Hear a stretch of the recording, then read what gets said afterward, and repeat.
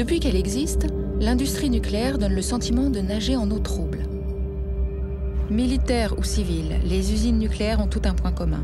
Elles produisent obligatoirement des déchets radioactifs, qu'elles rejettent en partie dans l'environnement. On est parti sur cette technologie en faisant un pari, c'est celui de savoir traiter les déchets. Et le pari n'est pas gagné 40 ans plus tard. On n'a pas trouvé de solution pour les déchets. Hanford a été un lieu secret pendant de très nombreuses années. Personne n'avait la possibilité de connaître tous les accidents et tous les problèmes qui se sont produits dans le passé.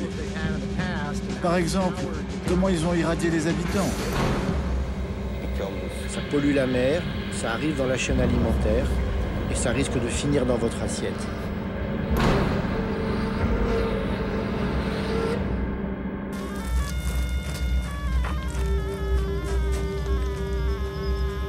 Oula, déjà c'est chaud là. Juste là. L'accès de cette rivière devrait être fermé. C'est une poubelle nucléaire, en pleine nature. Voilà comment ça s'est passé. Le 29, toute notre école était dans les champs. Soudain, vers 16 h, on a entendu une explosion très forte. Et ici, c'est l'endroit le plus contaminé de Muslimovo. Les grand-mères venaient ici avec leurs oies. Elles restaient assises par terre toute la journée et elles étaient irradiées par le sol. Aujourd'hui, tous ces gens sont morts. Il aurait fallu nous prévenir depuis longtemps. Et puis nous déplacer.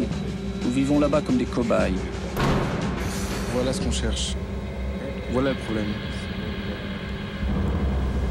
Ce sont les conteneurs d'hexafluorure d'uranium stockés sur le territoire sibérien. Lorsqu'on traite les déchets nucléaires, il y a un mot qui pour moi est extrêmement important, c'est confiance. Nous avons la moitié de notre électricité qui est d'origine nucléaire. Non.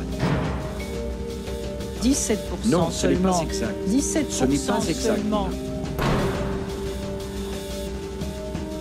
Il faut voir que, en fait, ces rejets de La Hague, on est quasiment dans la situation d'un accident permanent. Les ingénieurs ont l'air sur d'eux, mais leur responsabilité est énorme.